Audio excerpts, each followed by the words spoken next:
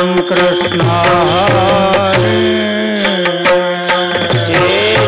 जय राम कृष्ण हरे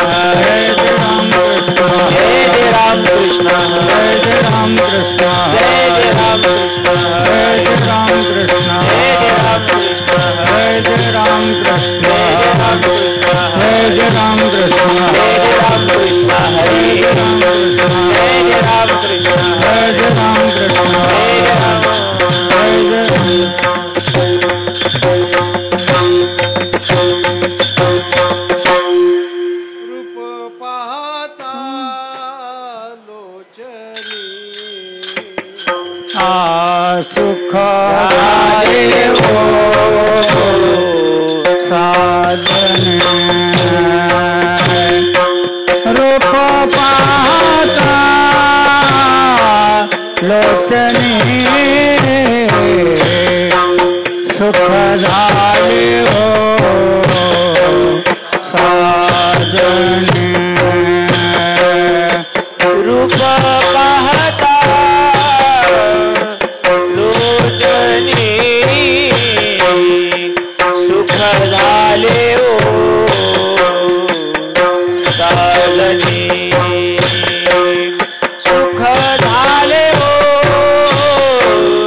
साधनी सुख झाले हो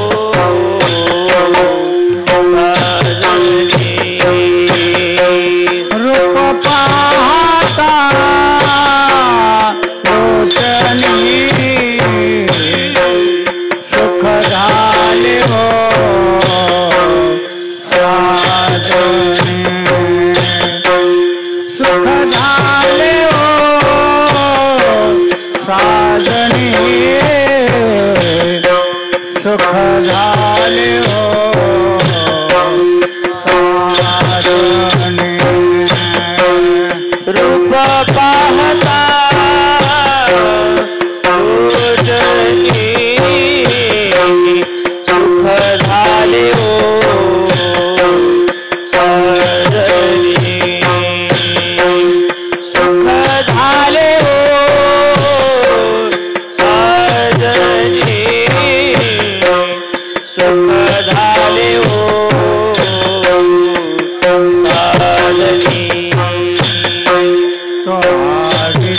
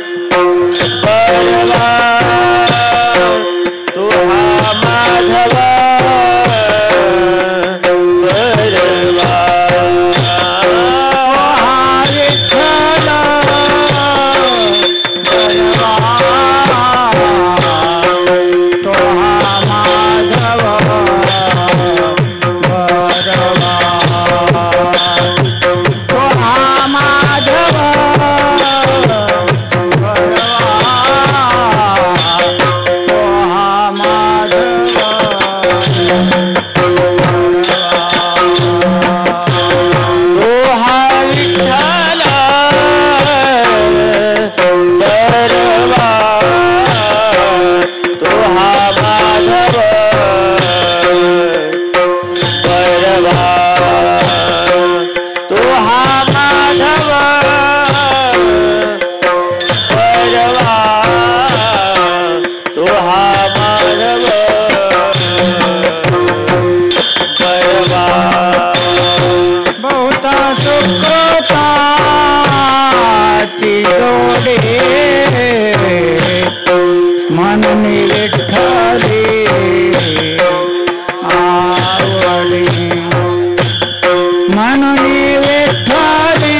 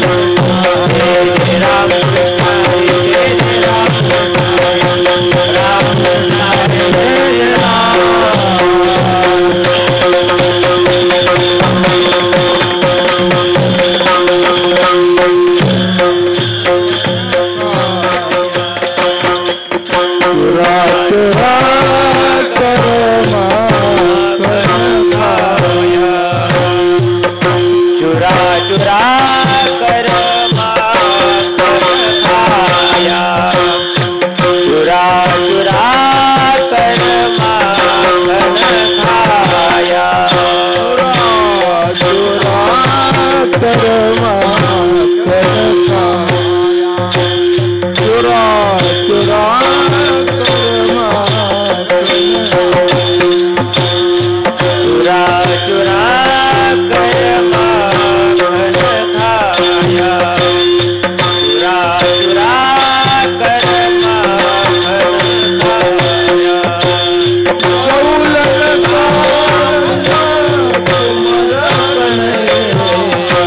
गौलन का नंद कुमर कन्हैया गौलन कानंद कुमर कन्हैया गौलन का नंद कुमर कन्हैया आय बराई दिखावत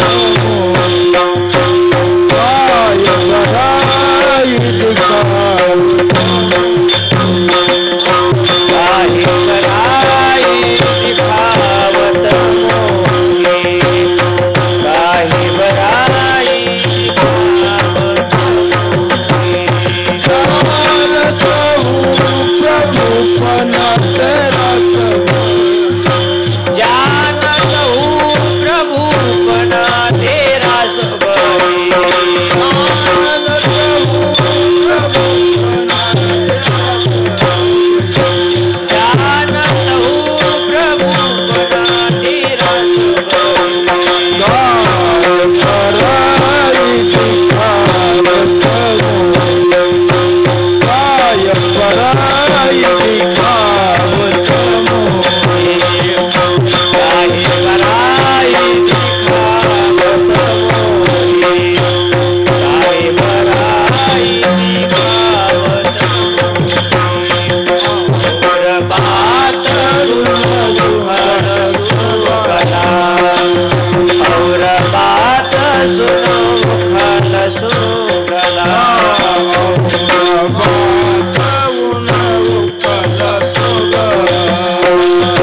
और बात सुनो मुखल सुगला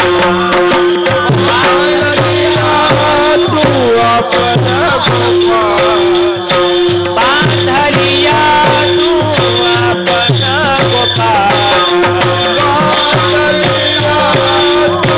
अपना गोपाल बांधलिया तू अपना गोपाल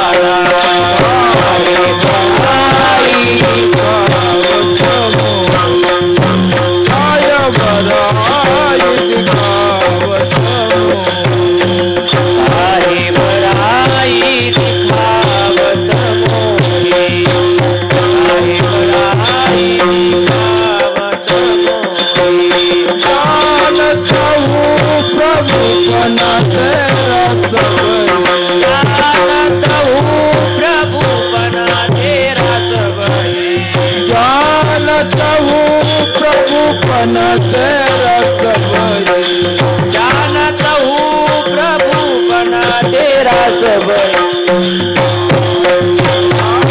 दिखावत मोहे काहे बराई दिखावत मोहे काहे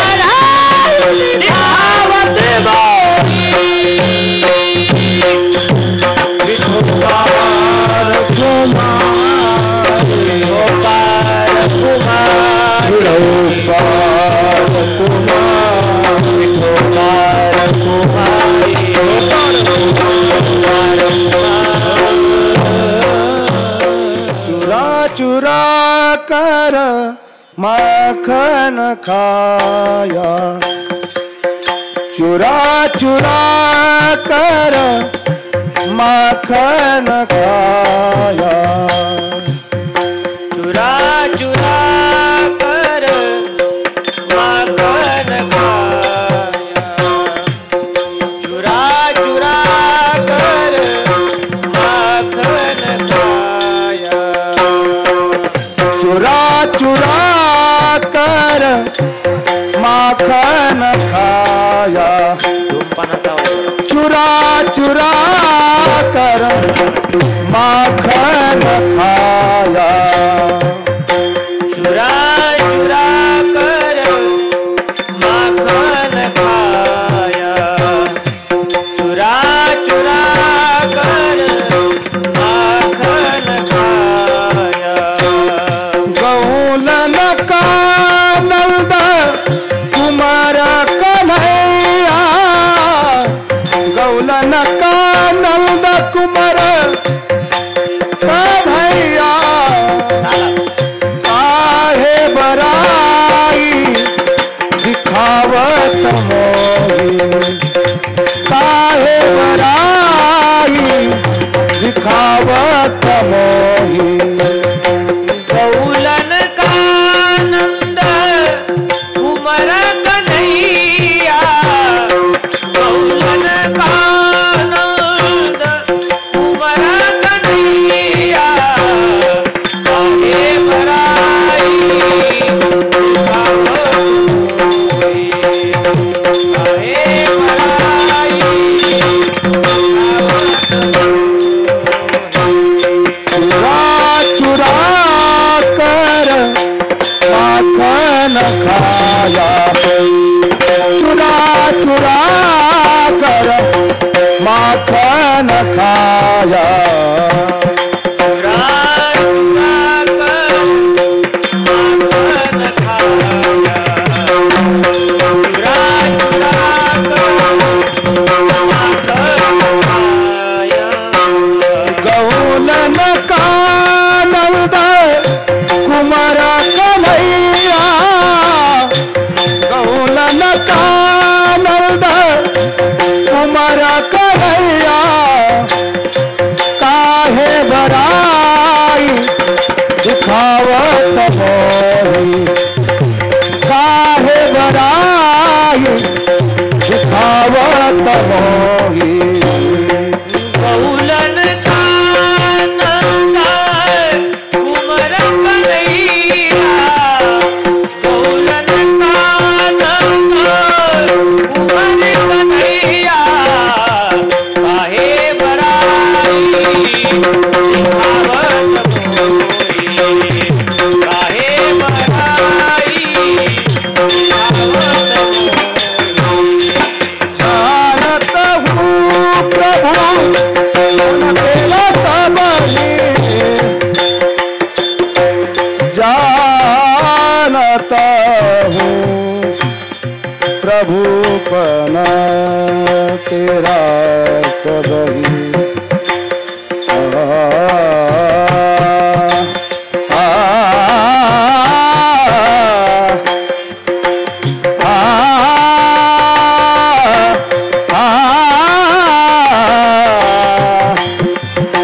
आ,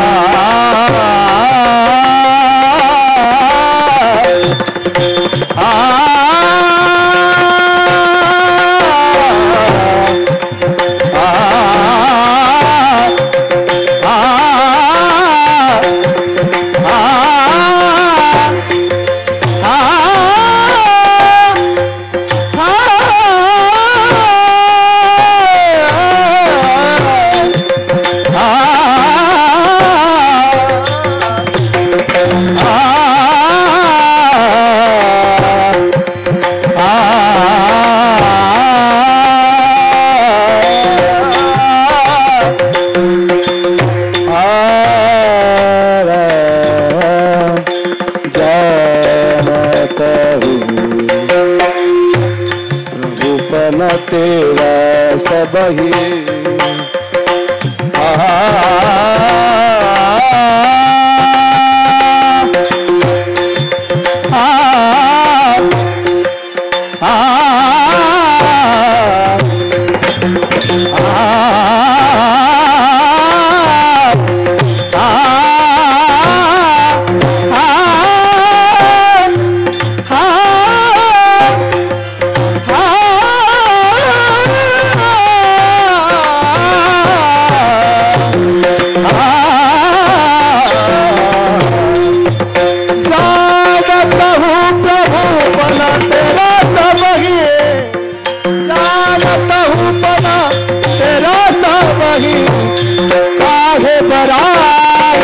दिखावत मोहे काहे बड़ाई दिखावत मोहे जानत हूँ प्रभु बना तेरा सबई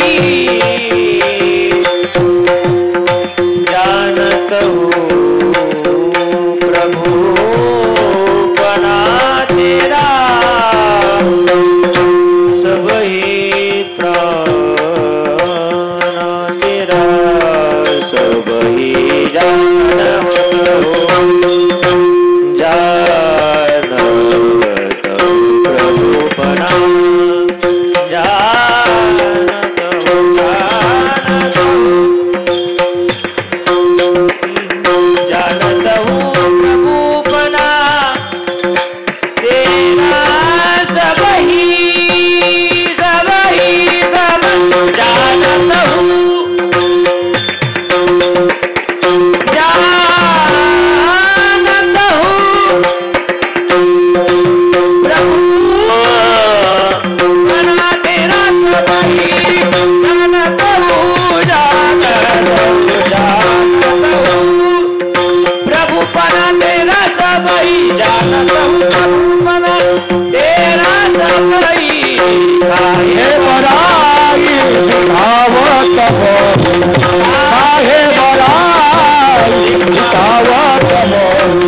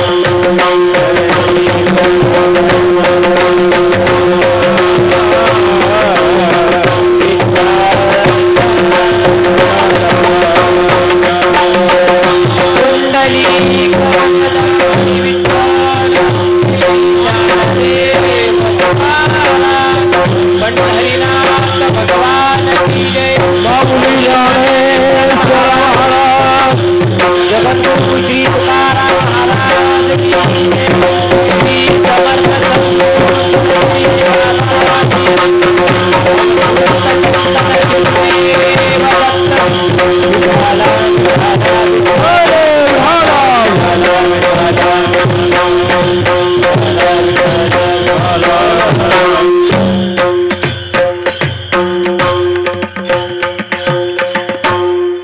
चुरा चुरा कर माखन खाया,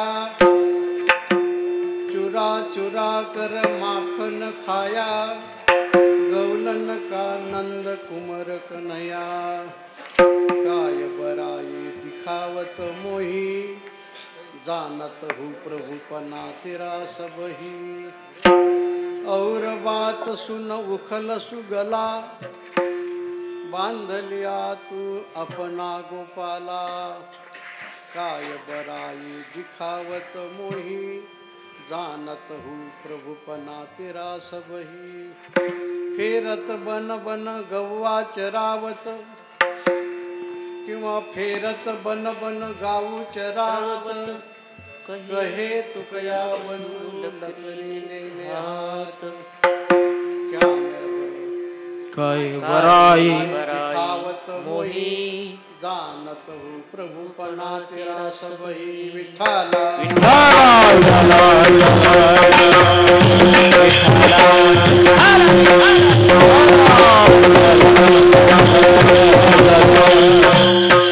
पांडुरंगा करो प्रथमान, पांडुरंगा करो प्रथमान, सारे जवाना संता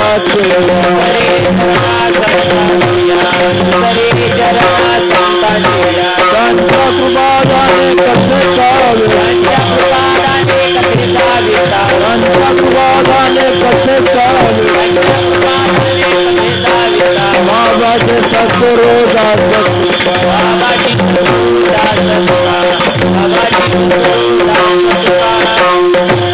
पांडुरंगा करू प्रथम नमन, दुसरे चरण संताचिया।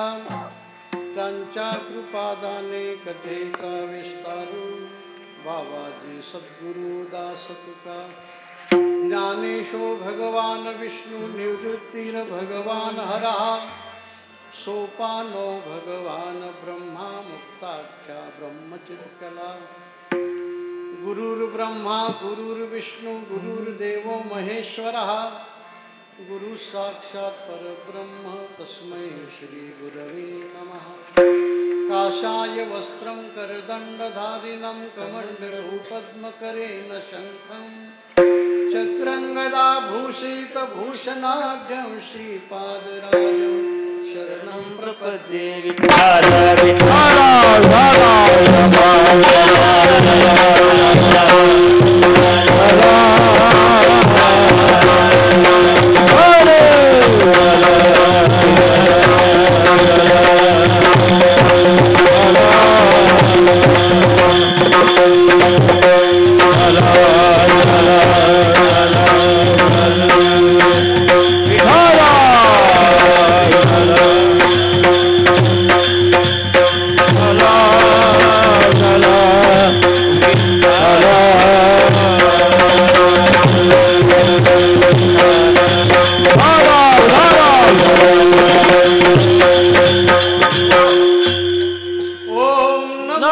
Jai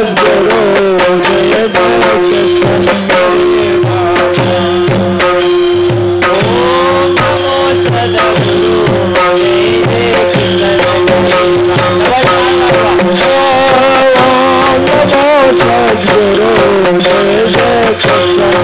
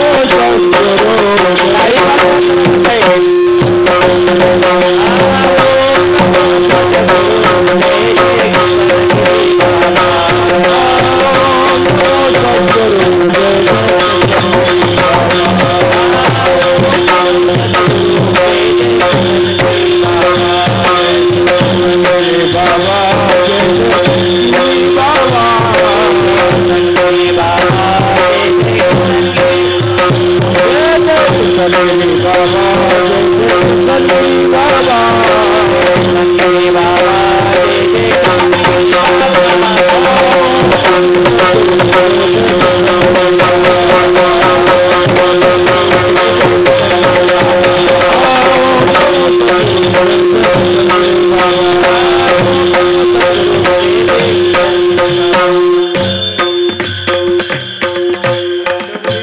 कुलोत्पन्नम माता मारुतिर्नाम यस्य पिता माता राहीर्नाम यस्य नमामि किशनगिरी चुरा चुरा कर माखन खाया गौलन का नंद कुमार कन्हैया काय बराई दिखावत मोही जानत हो प्रभुपना तेरा सबही उपस्थित असणारे प्रभुप्रिय सज्जन आणि माता भगिनी, आज भगवान दत्तात्रयाच्या या पवित्र भूमीमध्ये आपलं सर्वांचं श्रद्धास्थान श्री समर्थ सद्गुरू किशनगिरी बाबा यांच्या तपोभूमीमध्ये बाबांनीच आपल्याला दाखवून दिला जो मार्ग आहे, मार्ग दावून गेले आधी दयानिधी संत. हा दत्त जयंती महोत्सव बाबांनी एक 50 लोकांतच सुरू केला सुरुवात. तेव्हापासून आतापर्यंत पूर्वीचे आपले भक्तगण आज ते हयातीत नाहीत. त्यानंतर जी जी मंडळी सहभागी झालेली असतील ती सर्व, आणि आज तुमच्या आमच्यावर आपल्यावर हे दायित्व आलेलं आहे. या भगवान दत्त जयंती महोत्सवाच्या निमित्ताने आपण सर्व भक्तगण एकत्र जमलेले आहोत. आम्ही नेहमी सांगतो, एक 60-65 वर्षाच्या अगोदर इथं चोराला यायला भीती वाटत होती.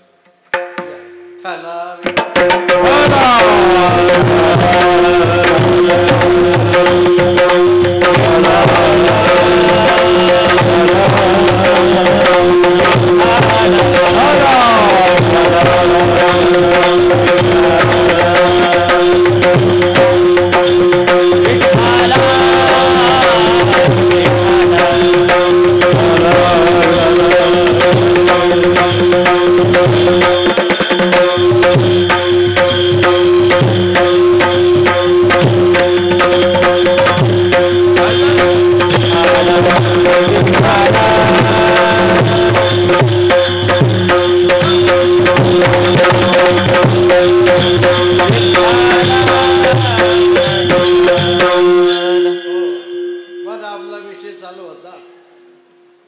65 वर्षाच्या अगोदर इथं चोराला यायला भीती वाटत होती. आता मंत्री आमदार खासदार सगळे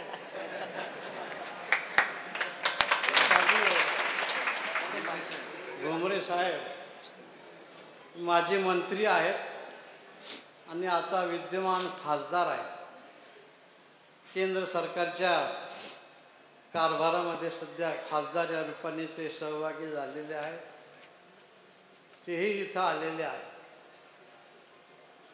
तेव्हा हे जागा अशी जणू काही बाबा येण्याची वाट पाहत होती. कुठलंही काही जीवनात किंवा असं परिसरात घडायचं असलं तर त्याला काहीतरी मागचा पूर्वीचा इतिहासच लागत असतो. न जाणं इथं कुठेतरी कोणीतरी काहीतरी तपश्चर्या केलेलीच असेल, जरी चोराला यायला भीती वाटत नव्हती तरी. आणि मग त्या निमित्तानेच भगवंतांनी बाबांना जणू इथं पाठवलं आणि या सर्व भीतीदायक जागेचं सर्व नंदनवन त्यांनी केलं. 2 व्यक्ती असतात, ज्याच्याजवळ पैसा आहे तो जर रानावाना डोंगरात गेला, अगोदर आपल्याला जायला भीती वाटते तिथे, आणि त्यांचं सर्व काम झाल्यानंतर जर गेलं तर लक्षात येत नाही की हे कसा डोंगर कशा दऱ्या होत्या, कारण सगळं व्यवस्थित केलेलं असतं. मग धन ज्याच्याजवळ आहे, पैसा ज्याच्याजवळ आहे ते माणसं असे करतात. संत तर जिथे जातात तिथं अविचारी कुविचारी माणसं सद्गुणी करून ठेवतात.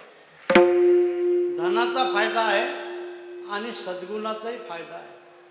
धनाचा फायदा एकच आहे, ज्या करना वास वहाँ जहाँ पैसे की पैदास, जंगल में मंगल करे पैसा जिनके पास. ज्याच्याजवळ पैसा आहे तो रानावनात डोंगरात जिथं काही नाही तिथं ते निर्माण करत. आणि साधू संत महात्मे जिथं कोणाचा वारा लागत नाही, वाल्याकोडाचं जीवन बदललं असं कोणाला वाटत होतं का? पण महर्षी नारदाकडे वाल्याकोडी गेले नाही, नारदच तिकडे गेले आणि वाल्याकोडाचं वाल्मिक ऋषी बनवून टाकलं. ही जागा न जाणो काहीतरी कुठं अनेक वर्षाच्या अगोदर इथं काहीतरी शुद्धही कामं झालेली असतील म्हणून हे सगळे एवढं निर्माण झालं. बाबांनी भगवान दत्तात्रयाची तपश्चर्या केली. आता रात्री स्वामीजीने सांगितलेलंच आहे, हिमालयात जाऊन तपश्चर्या करावी लागते आणि समाजात राहून तपश्चर्या होत असते. हिमालयात जाऊन तपश्चर्या केल्याने जर संयम नसेल तर ते माकडाच्या मागं माणसाला दगड घेऊन लागतात. पण संयम जर असेल तर समाजाचं सगळं सहन करून, समाजाला दुरुस्त करून परिवर्तन घडवून आणण्याची ताकद संतांच्या मध्ये असते. मुलात नाव्यांच्या माता भगिनी बसल्या, हे चांगले खेळते मुलं बोलते झाले की कोणी म्हणतं बाळू इकडे, पिंटू इकडे. आता बाळू पिंटू गेला, आता पिल्लू म्हणतात. आता पिल्लू एक कुत्रीचं पिल्लू म्हणून आता जसं जसं बदलत तसं बदलत राहत. बाळू पिंटू इकडे बोलावतात, पण तो बाळू पिंटू लहान असते तोपर्यंत आईलाच माहीत आहे किती त्याचे धसते खावं लागतं. त्याला नीटनेटके ठेवणं, व्यवस्थित ठेवणं, खाणंपिण्याची काळजी करणं. आणि मग तो बाळू लोक म्हणतात, या बाळासाहेब, चौदार नाही.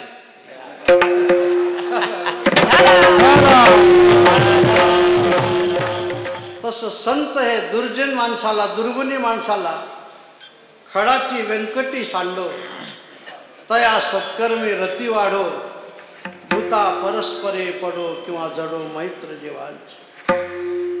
माणसं संपवणं हे संतांचं काम नाही. राग आला तर देव माणसं शिल्लक ठेवत नाही. भक्ता राखे पायापाशी संतांचं तसं नाही. भर सभेमध्ये शिशुपाळाने भगवंताला 100 शिव्या दिल्या. आत्याला वचन दिलं होतं, मी 100 शिव्या सहन कर. महाभारतातला प्रसंग आपण ऐकतो. पण 100च्या पुढे एक शिवी गेली, ती शेवटची शिवी अशी होती, तरी म्हणलं उष्ट पात्रावर बसणार.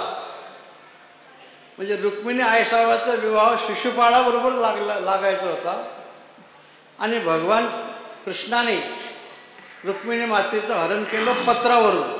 रुक्मिणी स्वयंवरमध्ये जे आलेलं आहे,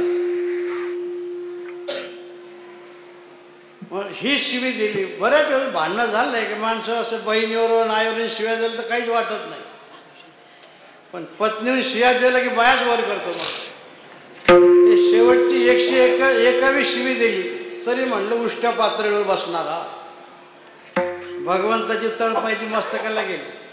सुदर्शन फिरवलं, काढलं बोटातलं आणि एका धड आणि शिर वेगळं करून टाक.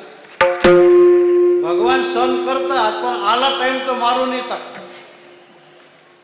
पण पदोपदी मारण्याचा विचार समाज ज्या संतांना करत असतो, ते संत कधी कोणी संपाव असं म्हणत नाही. फक्त त्यांचा कुटीलपणा संपाव एवढाच ते प्रयत्न करतात.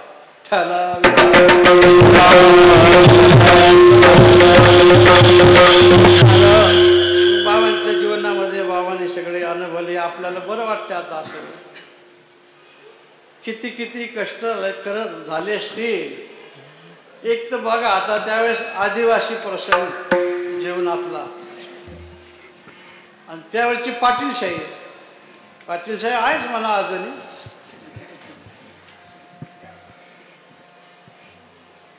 अनेक प्रकारचा त्रास बाबांना याच्यातूनही सहन करावा लागला. पण बाबांनी कधीही कोणाबद्दल काही व्हावे कल्याण सर्वांचे, दुःखी कोणी असू नये. अवघेची जन सुखी राहावे ते, अवघेची जन सुखी राहावे.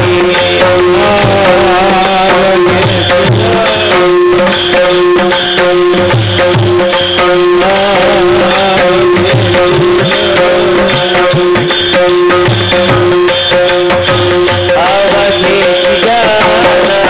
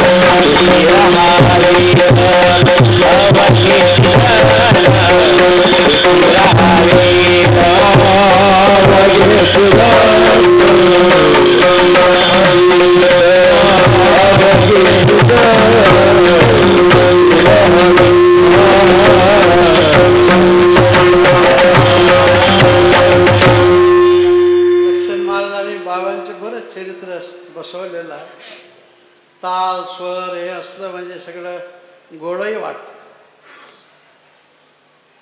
आज आपण जर सगळं आपण हे नंदनवन पाहतो, पण त्यावेळेस हे खास खडके, इथे येण्याची भीती, रस्ते नाही, कुठले सोयी नाही, आणि एकटेच बाबा त्यावेळेस लढत होते. काठीमध्ये पिशवी घालायचे आणि इकडून तिकडे या गावान त्या गावान सगळे फिरत होते.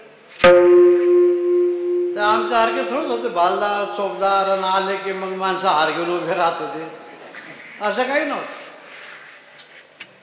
एक तर बाबा जायचे तर जाताना धामुरीला दिसायचे, जायचे गोदेगावला, रस्ता ओलांडून शेताने दुसरीकडे. एकदा आम्ही बाबाला विचारलं, बाबा असं नाही नाही म्हणजे हुलकणी द्यावं लागते लोकांना.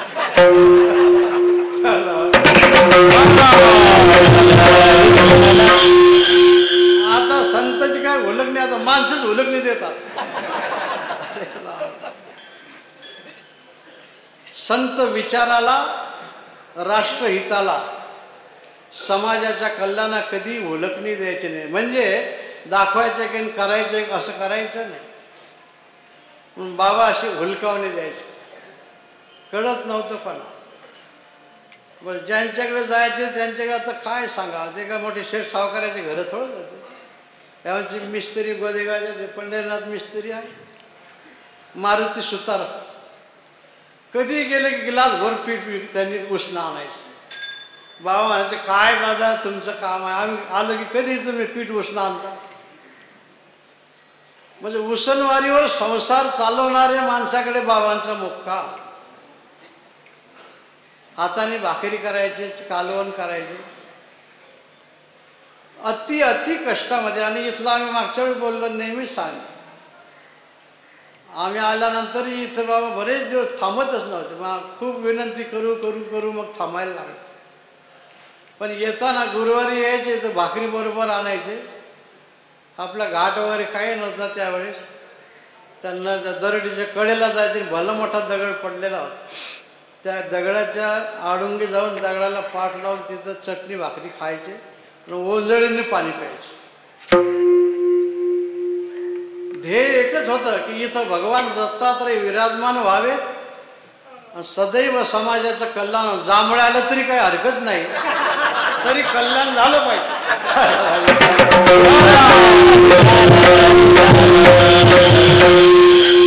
कीर्तनात नाही मोकळं जांभळं घ्यायचं तर काय, मग ज्यांचं थोडंच घ्यायचं. चांगलं आहे भाऊ, अरे बा मस्त. त्याचं एक कारण, रात्रभर जागर केलेला दिसतं. रात्रभर जागर सगळे सेवेकरी सेवा करत होते. तर हे सगळं बाबांचे कष्ट आहेत. वन फिरून कणकण झिजले दुःखी लोक. आता आम्ही आता नंतर स्वामी असे सर्व येत राहतील, पण इथं भगवंताला आरूढ होण्याकरता, इथं थांबण्याकरता आणि समाजाचं कल्याण करण्याकरता जे बाबांनी काम केलं ते मुख्य मेळ आहे. पुढे मेळ राहायचे ना खाड्याला, मध्ये एक लाकूड त्याला मेळ म्हणायचे. आता मेळ आणि खडण त्याचं काही संपूर्णच नाही. आणलं की ते हार्वेस्टरमध्ये टाकलं की चाललं बाजारात. मेढीच्या भोवती फिरत राहिलं की म्हणजे ते जागा टणक होती. मेढीच्या भोवती फिरत राहिलं की कंसातून दाणे बाहेर पडत असतात. म्हणून मुख्य ध्येय, मुख्य हेतू, मुख्य श्रद्धा बळकट ठेवा आणि नंतर त्याच्या भोवती फिरा. जर मेळच काढून टाकली तर कंसातून दाणे निघणार नाही आणि जागाही टणक होणार नाही, राहील ते भुसभुशीतच राहील.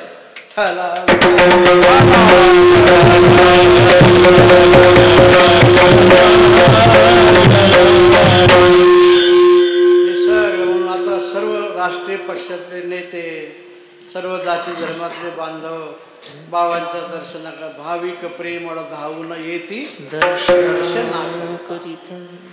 सर्व मोठ्या प्रेमाने इथं येतात.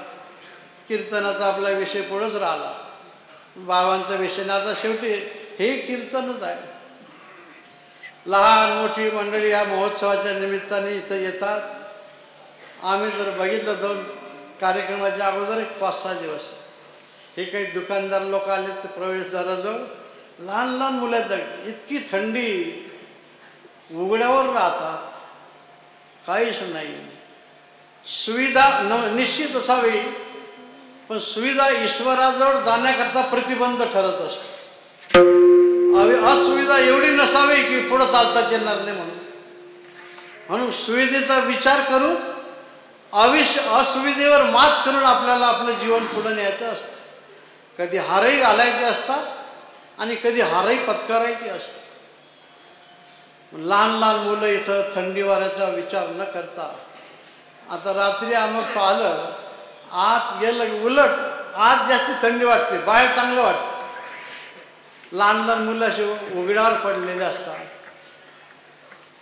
असं काही वाटते का कोणाला की मुलाला काही होईल, मुलालाही नाही काही होईल, त्यांनाही काही वाटत नाही.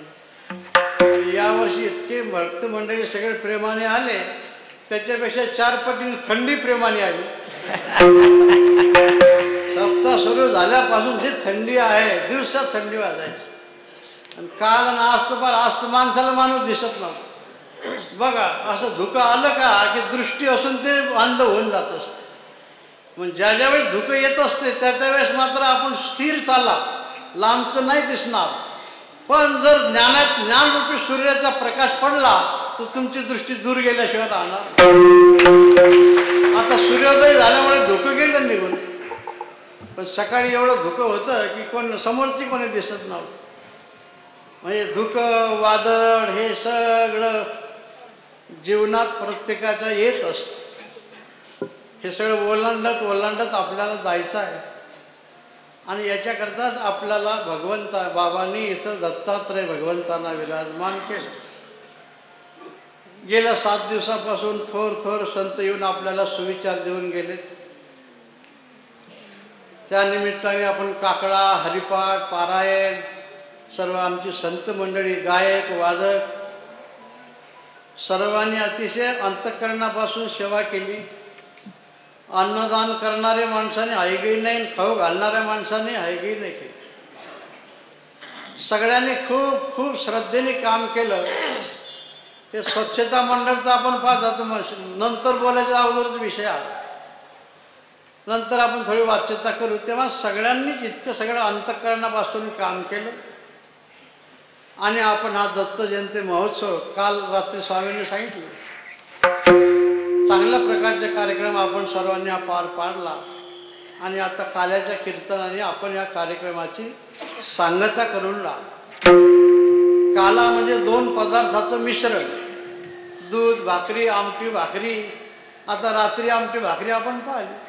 आता खरं म्हणजे आता सांगायला काही हरकत नाही, आम्ही जरा थोडंसं कटकट होते, कटकट करत होतो. पण रात्री आमटी भाकरी खाल्ली, कुणीकडे गेलं काही समजलंच नाही.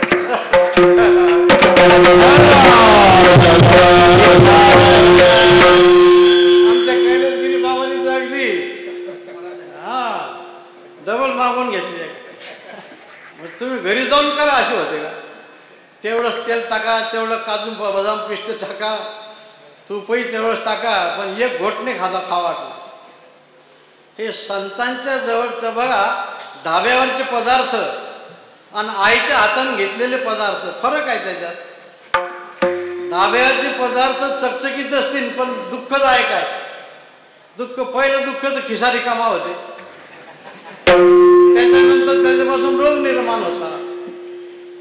पण आईच्या हातून खाल्लेले पदार्थ ते पवित्र असतात आणि आरोग्याला चांगले असतात. म्हणून भोजन करना माता से चाहे उसमें जहर हो. एकाने चांगले वाक्य लिहिले जात, रस्ता चलना साफ चाहे उसमें फेर हो, सल्ला लेना भाई की चाहे उसमें बैर हो, न्याय करना नेक से चाहे अमीर या फकीर हो, भोजन करना माता से चाहे उसमें जहर हो.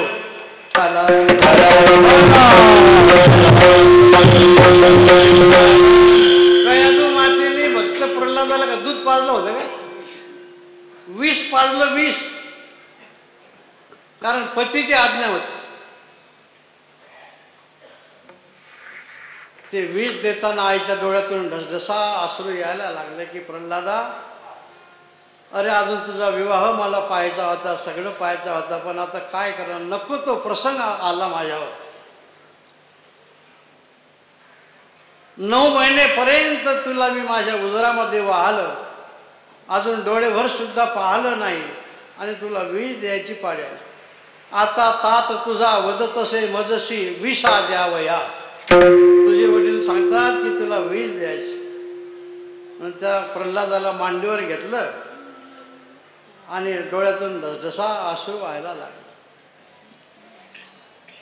पतिव्रता धर्म मज सोडवेना, स्नेहाचा पास मज तोडवेना, द्यावया विष हात ओढवेना.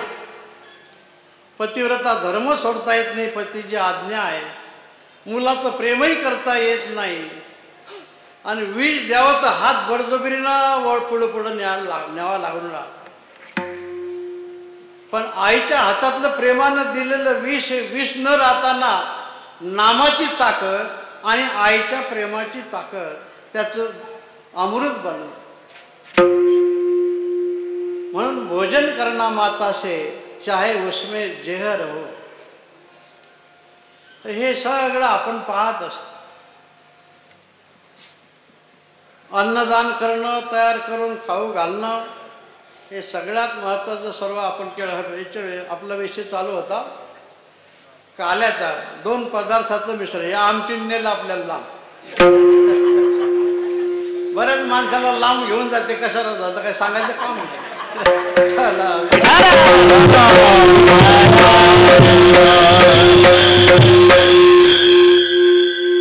कालचा जन्मोत्सव आपण अंधारात पार पाडला आणि आता आपण काल्याच्या कीर्तनाला सुरुवात केली. सकाळी तिथं आज दिसेना कोण कोण असे कुठे दिसेना.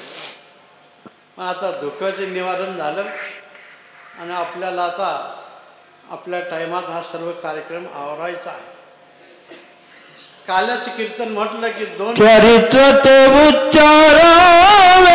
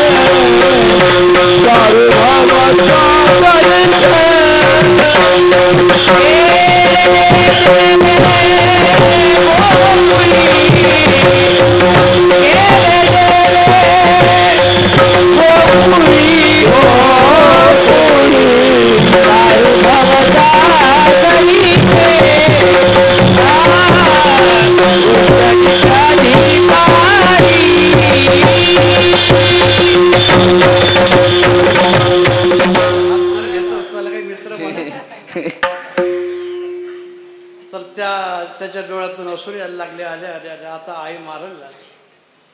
म्हणून सांगितलं आजी भगवान हुशार होते. म्हटलं माझ्या हाताला कळ लागली. मग दुसरा हात घ्या. त्या म्हातारीनं हात आता आपण काय करतो ध्यानच नाही. शिवाय देत चालली पुढं. हात घेतला भगवंतानी त्या नातवाचा हात घेतला आणि आपला हात मोकळा करून लागली उड्या मार. या गल्लीतून त्या गल्लीत जाऊन आईच्या जवळ. आणि ती यशोद म्हातारी म्हणाली की बघ बघ म्हणली तू ऐकत नाही. हा तुझा मुलगा आणि हे पाहिजे दया दुधाचे गाडगे. म्हणले दया दुधाचे गाडगे बरोबर माझा मुलगा आहे की तुझा नातू आहे.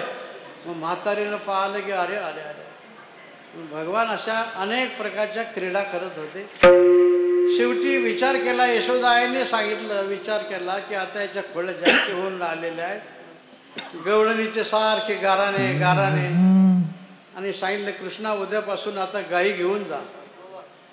भगवान दुसऱ्या दिवशी गाय घेऊन आता वृंदावनामध्ये निघाले. सकाळी अंधारात जायचे आणि अंधार पडल्यावर यायचे. पूर्वीचा टाईम होता. झिंजुरक्यात जायचे आणि सांज वेळेला घरी यायचे. दिसत नव्हतं. त्या गवडणी एक दिवस बसल्या आणि त्या म्हणायला लागल्या आपणच म्हणले आपल्या हाताने पायावर दगड पाडला. गारण्याच्या निमित्ताने दर्शन होत होतं.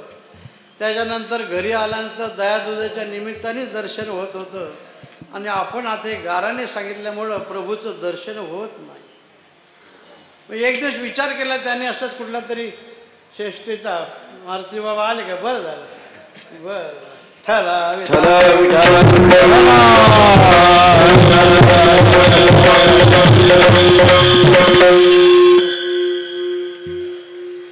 आता प्रभूचं दर्शन तर व्हायला पाहिजे, आता काय करायचं. पण विचार केला की प्रभू सकाळीच गाया घेऊन जातात, जो रस्ता वृंदावनाला जायचा आहे त्या रस्त्यावर आपण बसलो म्हणजे दर्शन होईल.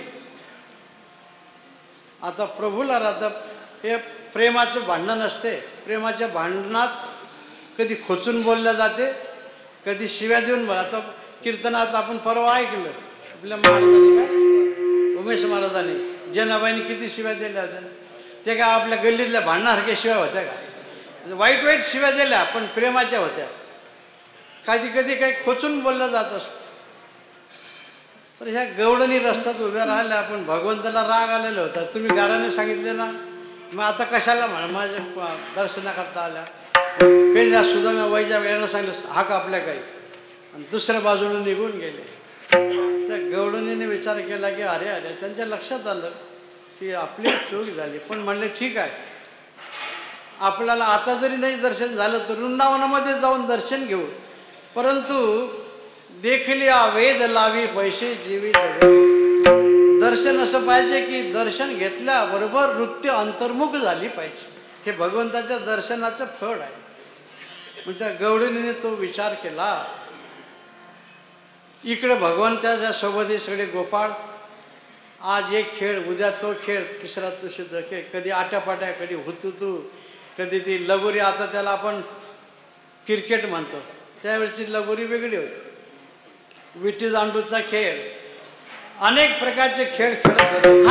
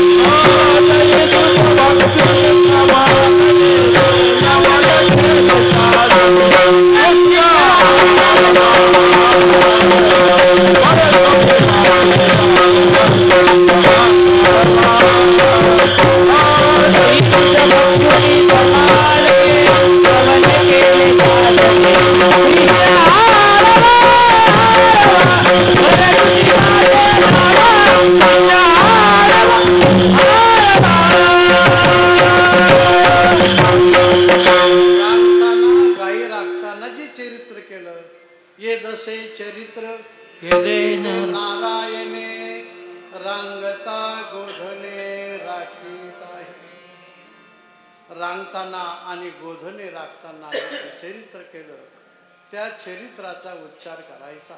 भगवान गोकुळामध्ये अवतीर्ण झाले आणि गोकुळामध्ये किती आनंद, जसा गोकुळच्या सुखाला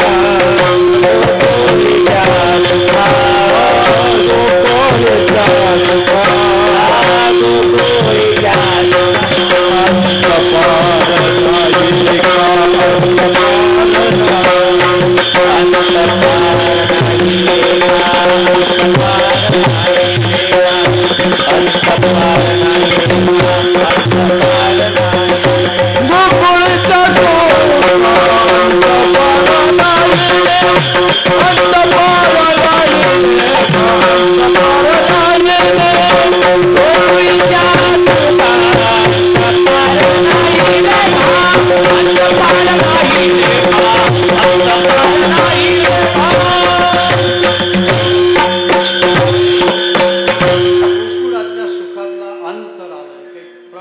सांगताच येईल. आणि गोपिकांचा आनंद अतिशय द्विगुणित होत होता.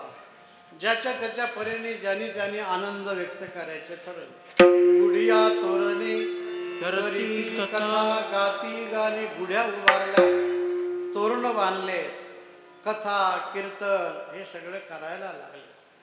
भगवान गोपालकृष्णाचा जन्मोत्सव, आपल्याला मुलाचा वाढदिवस जन्मोत्सव कसा साजरा करायचा हे तुकाराम महाराजांनी आपल्याला सांगितलं. गुढी उभारा, तोरण बांधा, कथा कीर्तन करा, अन्नदान करा, हे सगळं केलं पाहिजे. पण आता तोडणं कापणं विजवलं हे सगळं किती काही जरी माणसानं ठीक आहे परिस्थिती पाहून बदलाव, थंडी आहे म्हणून स्वेटर घालायचे बरोबर आहे, मान्य आहे. पण तुम्ही चैत्र महिन्यात ती स्वेटर घालून नाही. आम्ही मागच्या वेळेस देवगडला गेलो होतो, स्वेटर घालून गेलो, पण तेव्हा हिवाळा होता. आता उन्हाळ्यात माणसाला घाम येते, तू स्वेटर घालून आला. परिस्थिती पाहून माणसाने बदलाव, पण एवढं बदलू नाही की कायमच बदलून जावं.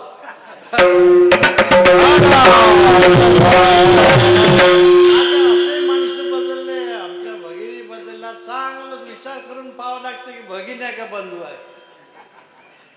आता माफ करा, इथं काही पत्रकार आहेत आमचं, काही लिहू नका म्हणा. महिलांचे केस सुटले म्हणजे अभद्रपणा असतो. घरात काहीतरी वाईट घडलं, भांडण झालं किंवा काहीतरी झालं, आता अशी फॅशन निघाली की सगळं तसं. हे काय कीर्तन सांगायसारखं नाही आणि तुम्हाला रुसण्यासारखं नाही. पण मग आता कुठंतरी बाहेर तर टाकलंच पाहिजे की नाही. पुरुषांनी महिलांचा वेश, महिलांनी पुरुषांचा वेश, ठीक आहे परिस्थिती तुम्ही करा, आमचं काही ना नाही. पण एवढं बदलू नका की तुम्ही भारतातलेच आहे का परदेशातल्या, एवढं फक्त मनात घट्ट आपण खूणगाठ धरली पाहिजे. केवळ बोलण्यातून चालण्यातून सगळं होत नाही. त्याच्याकरता आचार परमो धर्म हा शास्त्राने आपल्याला सांगितलं. आपल्या आचारातून, आपल्या संस्कारातून, आपल्या संस्कृतीतून हे आपल्याला जिवंत ठेवलं पाहिजे. मग एखादं म्हणून नाही ठेवलं तर काय, नाही ठेवलं तर काहीच बिघडत नाही, तुझंच बिघडलं अगोदर. हे आपल्या सर्व संतांनी आपल्याला सांगितलेलं आहे. जाऊ द्या, काही विषय नसलेले. रस्त्याने, चांगल्या रस्त्याने जरी चाललं ना, वादळ आले की कुपाच्या काट्यामध्ये येतं, मग ते काढावंच लागतात थोड्या. तसं थोडंसं आपला विषय नसताना असे कधी काही विषय आले, हे जे आहे आमचे कीर्तनकार मंडळी साधू संत जरी सांगतात, तुम्हाला पटलं तर घेत राहा, नाही पटलं तर काही घ्यायची गरज नाही असं आम्ही म्हणतो. आम्ही तुमच्या सहभागी होतो. पण फिर पस्तावे हो क्या बने. एक ड्रायव्हर होता, ड्रायव्हर गाडी घेऊन चालला कुठेतरी, त्याला काही आणायचं होतं आणि जाता जाता एका ढाब्यावर थांबला आणि दारू घेतली त्याने. पण थोडासा हुशारही होता, तर म्हणलं आपण दारू घेतली पण आता पुढचा प्रवास कसा होईल. त्याला काही जाऊ आपण, तोपर्यंत काय. आणि मग जशी जशी चढायला लागली तशी दिली एका झाडाला धडक.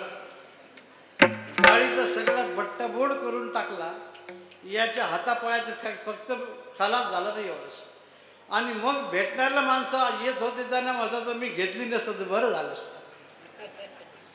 पण बाबा आता बोलून काय उपयोग आहे. त्यावेळेस जर थोडा संयम ठेवला असता तर सगळं काम झालं असतं. ज्यावेळेस सर्व आपल्या देशाचे सुविचार आपण संपून टाकतो, आपल्या शूरवीर आणि वीर बालांचे सर्व काय असेल त्यांचं प्राणपणाला लावलेली शक्ती आपण संपून टाकतो आणि नंतर मग लक्षात आलं तर उपयोग होणार नाही.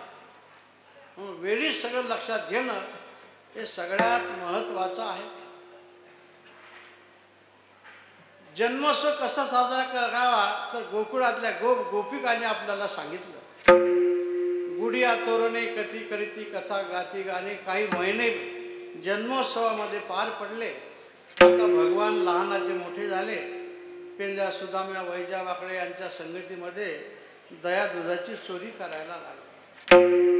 त्यावेळेस दही दूध मुबलक होत. उलट दूध तर जाऊ द्या, तूप विकणाऱ्याला वाईट समजत होते महाद्वार. गाई म्हशी हेड आणि तूप विकी महाद्वार. जो तुपाची विक्री करते तो पापी मनुष्य आहे, वाईट मनुष्य असं समजत होतं. मग दूध ताक हे तर मग फुकटच सगळं. आता ताक दही तूप जाऊ द्या, पाणी सुद्धा आता 20 रुपये लिटर. पूर्वी पाणी फुकट देत होते की नाही. अजून काल बरा आहे, आता हवा सुद्धा तुम्हाला लिटरनीच घ्यावं लागणार आहे. तर हे सगळं आपण पाहतो. हा बदल होतो तो नैसर्गिक आहे आणि काही माणसाच्या कृतीचा आहे. दोन्ही गोष्टी आपण त्या सगळ्या प्रसंगोपात निवडल्या पाहिजे. भगवान आता लहानाचे मोठे झाले, पेंद्या सुदाम्या वैजा वाकड्या यांच्या संगतीमध्ये दया दुधाची चोरी करायला लागली. आता चोरीची काही आवश्यकता नव्हती ना. 9 लक्ष गायी घरी, 9 लाख गायी होत्या भगवंताच्या घरी. नंद बाबा ही पदवी त्या 9 लाख गायीवरूनच पडलेली होती ना. मग एवढं असून चोरी करायचं काही कारण आहे का? असं काही नाही, त्याच्या घरी काही नाही तेच चोरी करतात. आता सकाळी आम्हाला सांगितलं कोणीतरी, एक मनुष्य आला, म्हणले मुलगा माझी पिशूच गेली म्हणे, पैसे गेले, मला खूप थंडी वाजते, काहीतरी मला पांघरायला द्या. बरोबर आहे. त्याच एक प्रसंग सांगतो, जरा माफ करत राहा. एक मनुष्य ह्या ज्या आलेशान हॉटेल असतात ना, एका एका जेवणाला 2-2, 3-3 हजार रुपये लागतात. काय काय टाकतात का नाश्ता. आणि हे मोठे सगळे श्रीमंताची जोडी गेली एक जेवायला तिथे. आता तिथे नमस्कार करायला माणसं वेगळे, वाढायला वेगळे, सगळे वेगळे असतात. आणि त्याचे ते चमचे खूप चांगले असे ठेवलेले असतात, जो लागला तो घ्याच. हे बाईला आता घरी काही कमी होते का? मोठमोठे बंगले होते, 100 सांगून 200 चमचे घरातच असते. त्यातले 2-3 चमचे घेतले आणि पर्समध्ये टाकले. ते त्या वेटरने पाहिलं आणि मालकाला सांगितलं. मालकाने काय काय खाद्यपदार्थ घेतले त्याचं बिल आणि 3 चमच्याचं बिल. बाहेर पडले त्यावेळेस सांगितलं, घाल बाबा हे कसं काय? म्हणले आम्ही हे बिल कसं काय? नाही म्हणजे तुम्ही 3 चमचे घेतले. म्हणजे मालक म्हणला नाही आम्हाला काय करायचं चमच्याचं. नाही नाही घेतले म्हणे, बघा म्हणत तुम्ही. पण ती बाई काही सांगायला तयार नाही.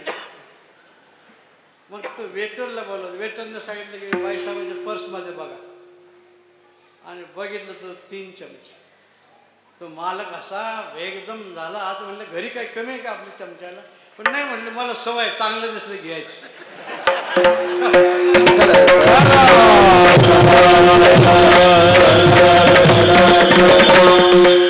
असं काही गणित करता येत नाही. ज्याच्या घरी नाही ते चोरी करतात.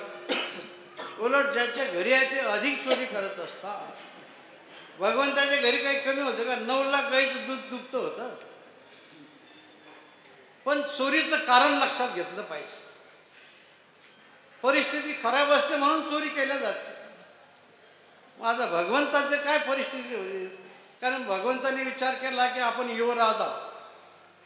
मोठ्या माणसाला विनाकारण कोणाच्या घरी जाता येत नसते. कामा वाचून घरी कुणाच्या मुळीच बाळा जाऊ नये. कामाशिवाय कोणाच्या घरी जायचं नाही. जर गेलं तर किंमत गेल्याशिवाय राहत नाही. मग निमित्त काय केलं तर हे दयादुधाच्या चोरीचं निमित्त केलं. नेहमी सगळा संबंध आल्याशिवाय ते प्रेम आपल्याला काय करायचं ते घट्ट होत नाही. म्हणून धर्माचं रक्षण करायचं होतं. पेंद्या सुदाम्या वैजा वाकड्या आणि त्या गवळणी जरी त्या महिला होत्या, ते ऋषी होते मागच्या जन्मात. सतत भगवंताचा सहवास घडावा म्हणून गवळणीच्या रूपाने ते आले. आणि या दयादुधाच्या रूपाने हे सगळं कृष्ण माझी माता, कृष्ण माझा पिता, बहीण बंधू चुलता कृष्ण, अशी अवस्था आहे. बस काका दादा नाना चाचा जे जे व्यवहारातले नाते असतील ते सगळे देवच आहे आमचा, दुसरं काही नाही. करणे ते नाही आता देवा विना, एवढी परिस्थिती झाली. पण सुरुवातीला बरं वाटलं की नंदबाबाचा मुलगा युवराज भगवान कृष्ण आपल्या घरी येतो, दही दूध खातो, भूषणाने सांगितलं. पण आता रोज म्हटल्यावर तर काही जमत नाही. एखाद्या दिवशी तुम्ही गेले कोणाकडे अचानक जेवायला तो 100 माणसं चालतो. आज म्हणले अमुक भाऊसाहेब आहेत ना, सहज आले तर मला म्हणले जेवायचं आम्हाला. आणि ते भाऊसाहेब रोजच जर आले तर म्हणते डोकं आहे की नाही यांना.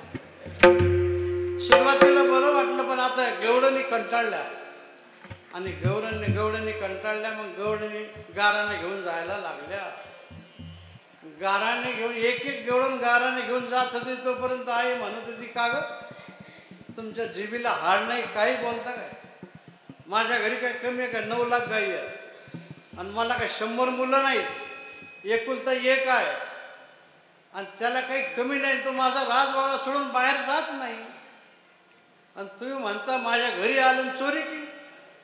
नामदेव महाराजांनी लिहिलं, 5 वर्षाचे माझे बाळगे अंगणीच माझ्या खेडेगे काय लटकाच घेता गे गोकुळच्या नारी. हे गोकुळच्या गवळणी हो, विनाकारण माझ्या मुलाला आड घेता. 5 वर्षाच्या मुलाला नीट चालता येत नाही आणि तुम्ही म्हणता दही दुधाची चोरी करते. पुन्हा दुसऱ्या दिवशी दुसरी गवळण गेली. यशोदा आईने सांगितलं की कळलं म्हणलं तुमच्या गाराण्याचं काळ.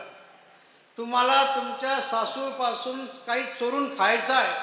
पूर्वी सासुरास होता, आता सुनरवास सुरू झाला. कीर्तनकाराचं टाळकरी ऐकत होतं, आता टाळकऱ्याच्या हिशोबाने कीर्तनकाराला चालवला.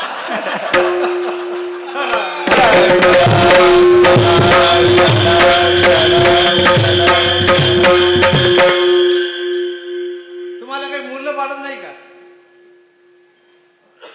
माझ्या मुलाने दही दूध खाल्लं, रोजगाराने लक्षात आलं म्हणले माझं. तुम्ही खाऊन लोण्याचा गोळा आळ घेता या गोपाळा.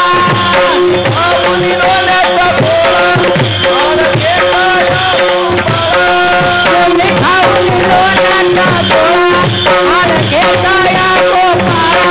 तुम्ही खाऊन लोण्याचा गोळा आळ घेता या गोपाळा. तुम्ही खाईचा उठाला गे गोकुळच्या नारी. तुम्ही खाईचा उठाला गे गोकुळच्या नारी. तुम्ही खाईचा उठाला गे गोकुळच्या नारी. तुम्ही खाईचा उठाला गे गोकुळच्या नारी. कळलं म्हणले मला, तुम्ही लोणी खाल्लं आणि सासूने तुम्हाला काही जाच करू नये म्हणून माझ्या मुलाला आड घेता. तुम्ही खाऊन लोण्याचा गोळा आळ घेता या गोपाळा. तुम्ही ठाईच्या ओढाळा गे गोकुळच्या.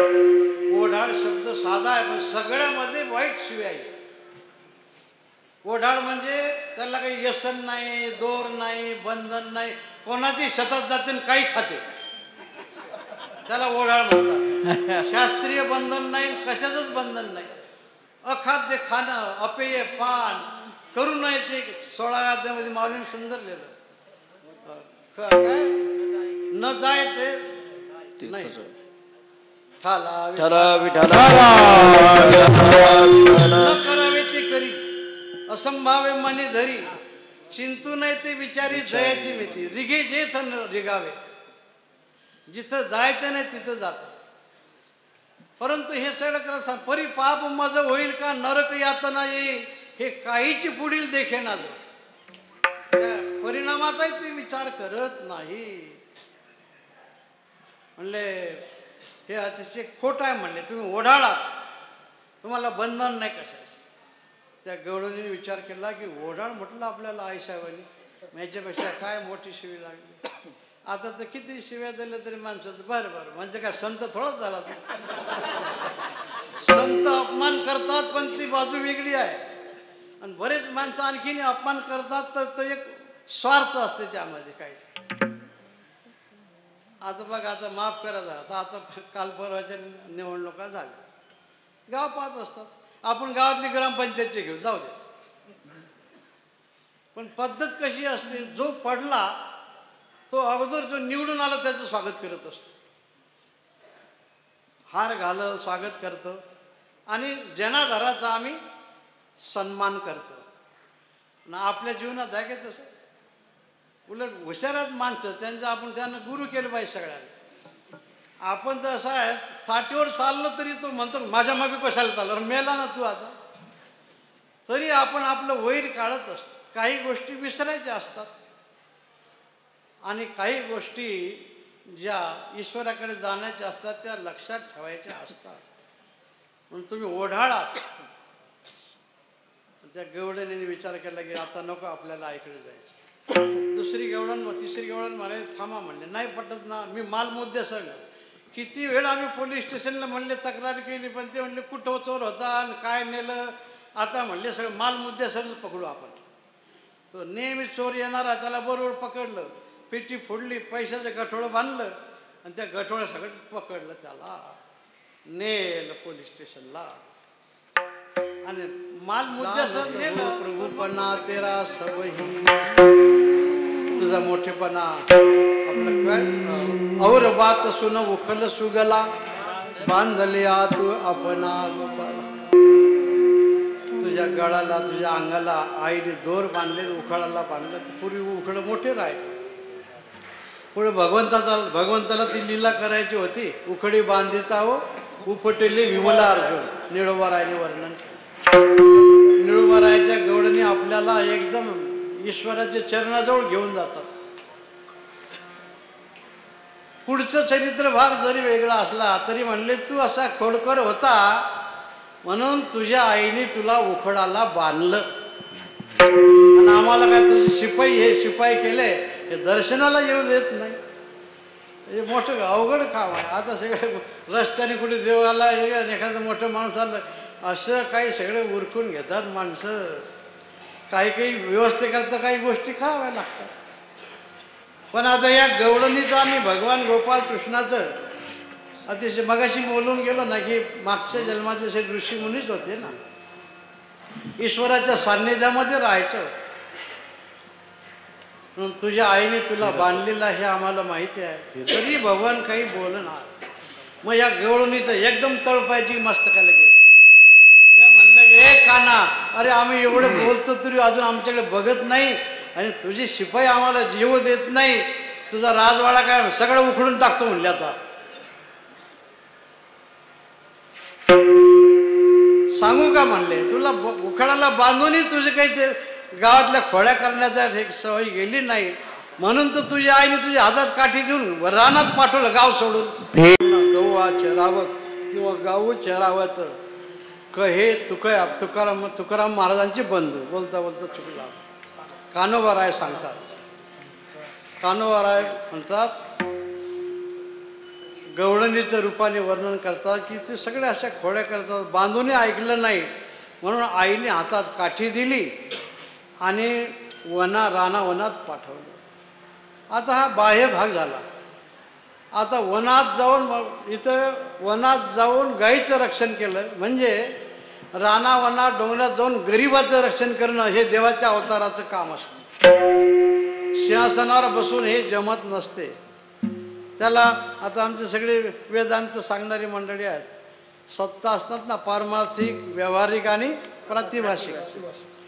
व्यवहार घडण्याकरता समान सत्ता लागत असते.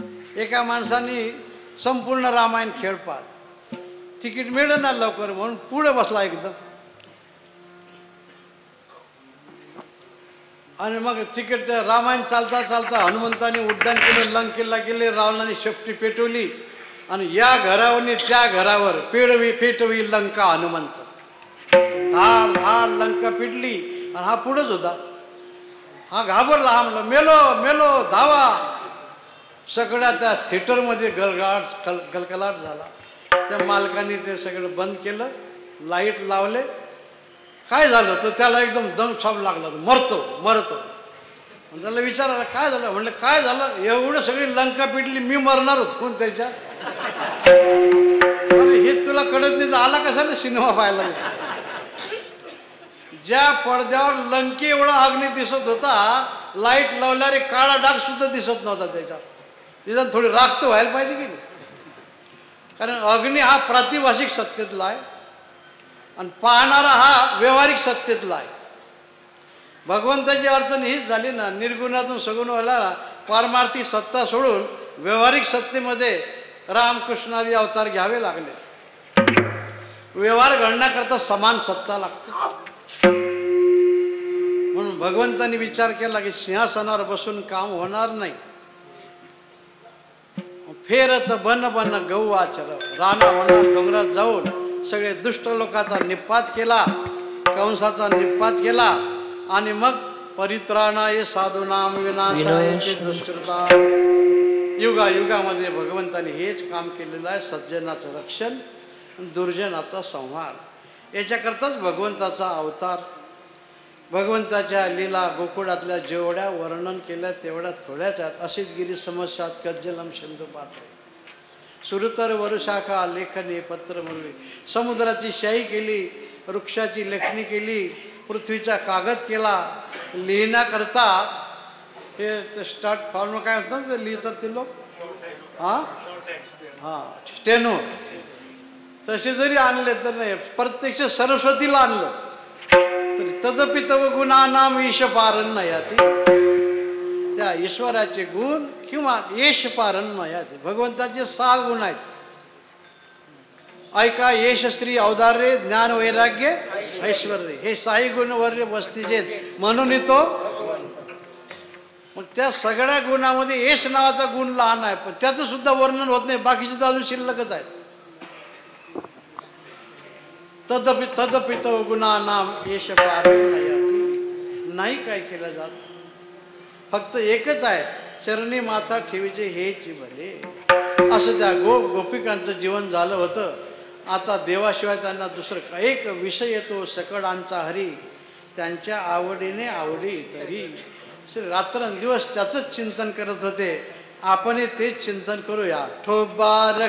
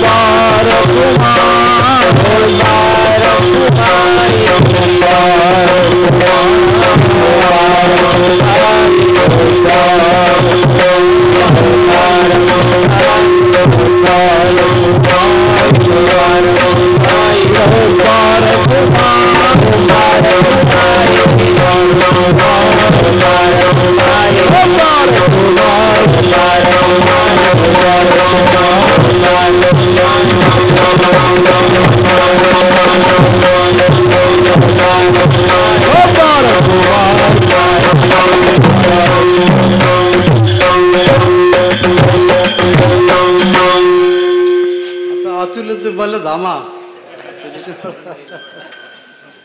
तुळशीचा हार मोठा आणला, मग किती तुळशी काढल्या कोण असतो बाबा. सर्व संत मंडळी आली. ईश्वर निष्ठांची मांदी आडी भेटतो होता.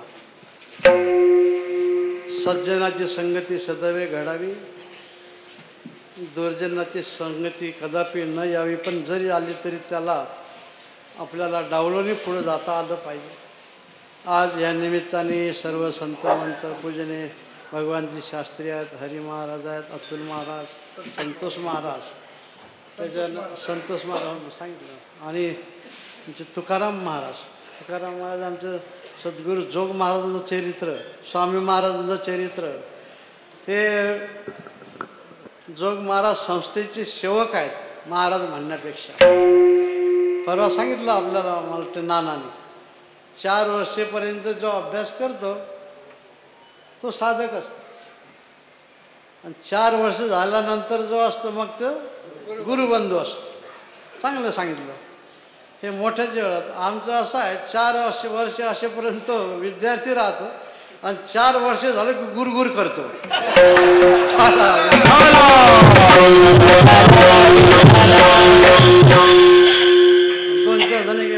कसं काय काय म्हणा, आमचे गुरु जमत नाही ते.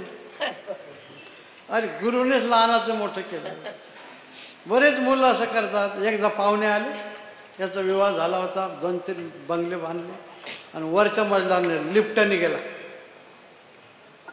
आणि पाहुण्याला सांगायला लागला, हे बा हे ते दिसतं ना छप्पर, त्याच्या शेजारी दिसतं ना ते आता सगळं उडून गेलेलं दिसतं थोडं, ते आमची मूळ जागा आहे, ते आमच्या वडिलांचं. आमच्या वडिलांना नाही काही करता आलं, ते तसंच आहे. पण आम्ही करते झालो आणि हा बंगला बांधला, दुसरा बांधला, तिसरा देऊन नाही राहिला, पण बंगल्या सगळं सौदा करायचं काम चालू आहे. मग तो ऐकणारा चांगला तर म्हणले, बरं हा बंगला तुमचा, तो तुमचा, तिसऱ्याच घ्यायच्या मागे आहे. पण तुमच्या वडिलांनी तुम्हाला लहान मोठं न केलं नसतं तर तुम्ही कसं काय केलं असतं? हे कर्तृत्वाला तुम्ही महत्त्व द्या. पण कर्तृत्व ज्याच्या आशीर्वादाने निर्माण होत असते, फलद्रूप होत असते, तिकडे आपण लक्ष ठेवलं. लक्ष नाही. मग तुम्ही किती पडा, आता जो पडा कोण पुढे पडेतो, सारखी उठल्यापासून रात्री झोपेपर्यंत पडतातच माणसं. तो त्याच्या पुढं आमच्या अण्णा नेहमी सांगतात, हजारे अण्णा, जो तो पावतो तो पडतात. हे पडलं किती दिवस आपल्याला, कुठेतरी आपल्याला थांबलं पाहिजे ना. थांबल्याशिवाय काही उपयोग होत नाही. म्हणून पडून आपल्याला सगळं, म्हणून चालताना असं चाललं पाहिजे. सिंहावलोकन म्हणतात शास्त्रातला यांचे शब्द आहे आपल्या मंडळीत. सिंह चालतो आणि हे डुक्कर, त्याचे शब्द बरोबर नाही, डुक्करही चालत असतं. पण डुक्कर चालताना इकडे तिकडे कोणा जर आलं कोणी, ते रानडुक्कर, आता गाव डुक्कर बरेच झालेत गावाच्या बाहेर, सगळे पिकं खातात. पण रानडुक्कर मोठे मोठे दात त्याला, आणि ते जर भेटलं माणसाला की माणसाला फाडूनच टाकतात. पण रानात राहणारी माणसं त्यांना माहीत आहे, डुक्कर आलं असं म्हटलं की एखाद्या झाडाच्या बुंद्याला चिकटतात असं. मग ते काही पाहत नाही, ते सरळच जाते, इकडे तिकडे पाहायचं जमत नाही त्याला. पण त्याच रानामध्ये सिंह राहतो. सिंह असा बराच लांब गेला की थांबतो, आपल्या आयाड वर करतो, शेपटीचा गोंडा असा करतो आणि किती चालत आलो हे पाहत असतो. याला सिंहावलोकन म्हणतात. तसं आपण आपल्या जीवनात सिंहावलोकन केलं पाहिजे. आपले बापदादे काय करत होते, आपण काय करून राहिलो, आपल्याला काय करायचं आहे, हे थांबल्याशिवाय होणार नाही. चालता कसं काय जमलं? कुठंतरी थांबलं म्हणजे मागचा विचार केला जाते, पुढं काय करायचं हे लक्ष घेतलं जाते, आणि कोणाकरता कोणासोबत करायचं हे लक्षात घेतलं जातं. जीवन आपलं हे अतिशय बहुमोल आहे. गोपिका भगवंताशी एक रूप झालेल्या होत्या. आता त्यांना एकच फक्त रात्रंदिवस प्रभूचं चिंतन. भगवान रात्री संध्याकाळी पुन्हा गाई घेऊन यायचे, सकाळी पुन्हा सोडायचे, आणि रानात गेल्यानंतर सगळे गोपाळ पुन्हा खेळायचे. पेंदा म्हणतो, देवा आतापर्यंत बरेच खेळ खेळलो, पण आता भरपूर झाली, आता जांभळ्या घेऊन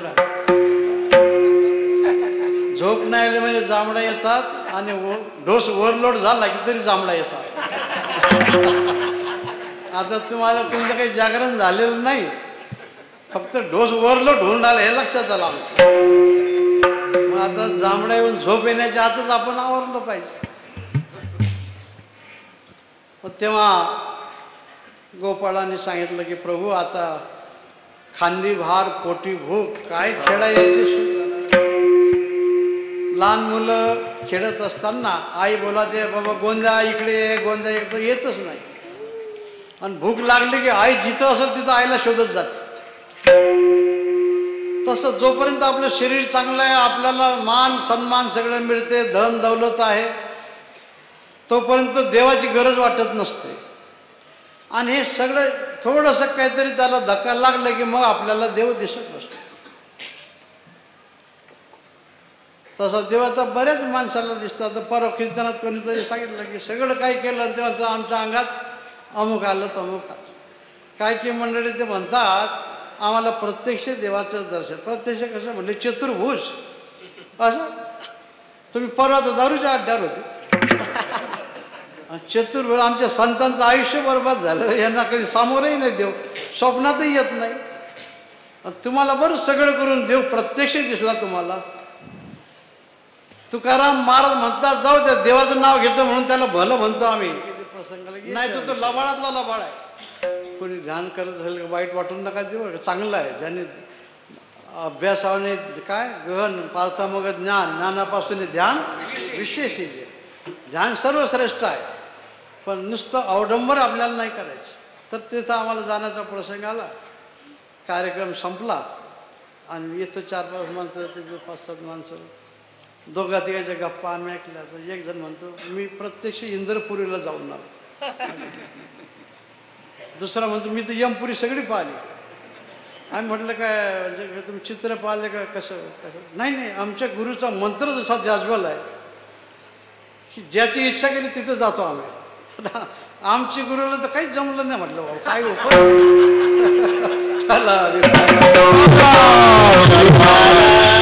जाऊ द्या, आपल्याला कोणाला धक्का लावायचा नाही. पण आपल्या कृतीने जर वेद प्रणित मार्गाला धक्का लागत असेल तर ते जळो ते गुरु, जळो ते शिष्य, काही उपयोग नाही.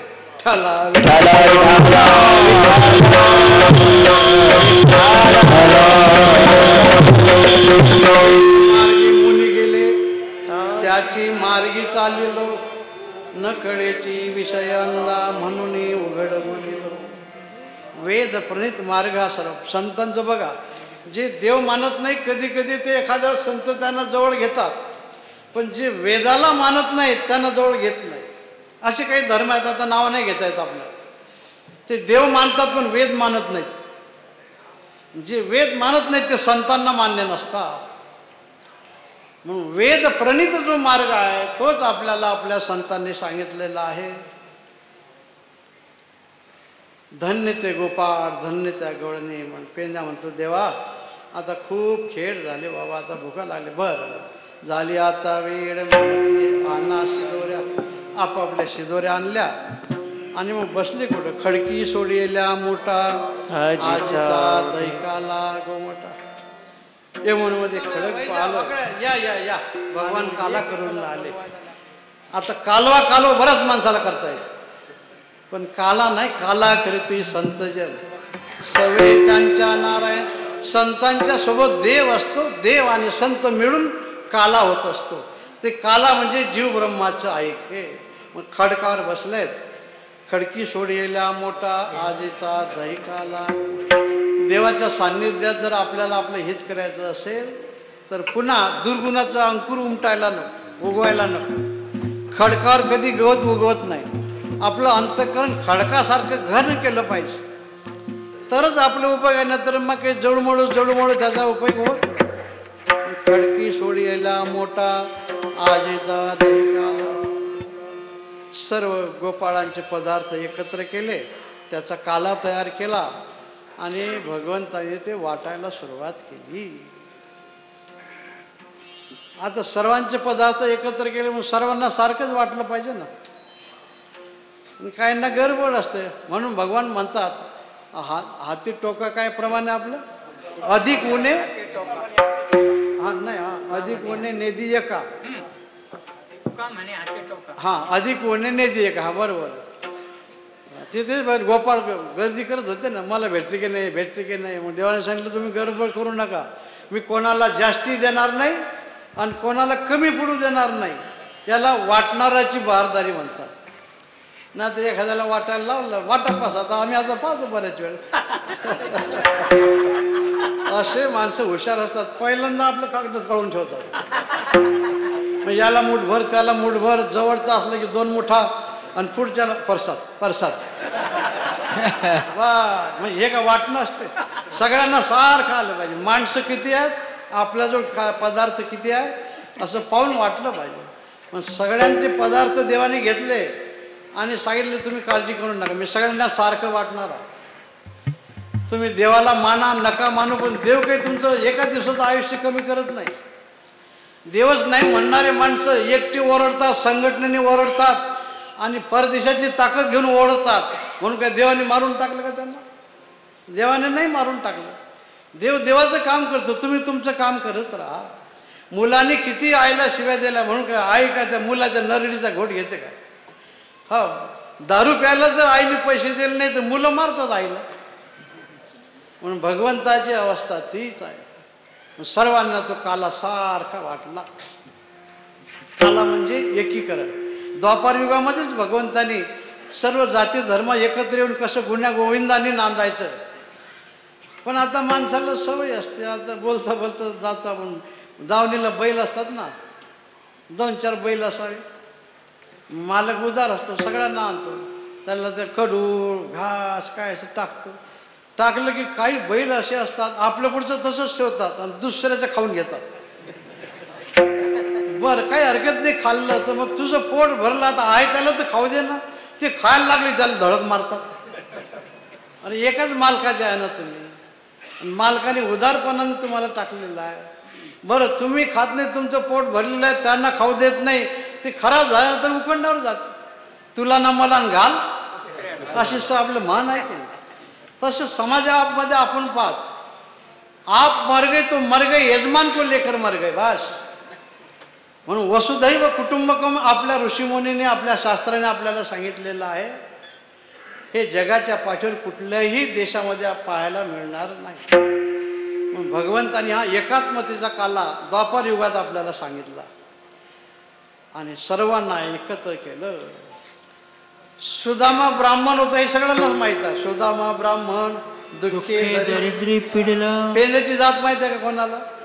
आता आम्हाला काही माहित नाही, आमचे शास्त्री महाराजला नाही सांगता येत. सांगता येत असेल तर काय म्हणा, वाकड्या कोणत्या जातीचा आहे, वैजा कोणत्या जातीचा आहे, हे सगळं 18 पगड जातीचे होते, एका जातीचे नव्हते.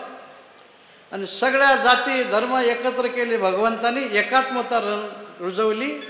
एकात्मता काही आताच आली असे ते 60-70 वर्षापासून, तसं नाही, पूर्वीपासून आहे. आणि मग ते एकात्मतेचे विचार आपल्या भक्तांना दिले, त्यांचं जीवन सुखी केलं. ज्या संतांचं जीवन सुखी झालं त्यांचं मोठ्या प्रेमाने आपण चिंतन करूया. धन्य ते गोपाळ, धन्य त्या गवळणी, धन्य ते गोकुळ. जिथं जिथं भगवंताचा संतांचा अवतार होतो त्या पुण्यभूमी असतात. आपले भारतभूमी हे सगळे तीर्थक्षेत्राने तुडुंब भरलेले आहे. परदेशामध्ये नद्या आहेत पण तीर्थ नसतात, बिल्डिंग आहेत पण मंदिरं नसतात, माणसं आहेत पण संत नसतात, पुस्तकं आहेत पण ग्रंथ नसतात. हे सगळं आपल्याला ह्या देशात पाहायला भेटते.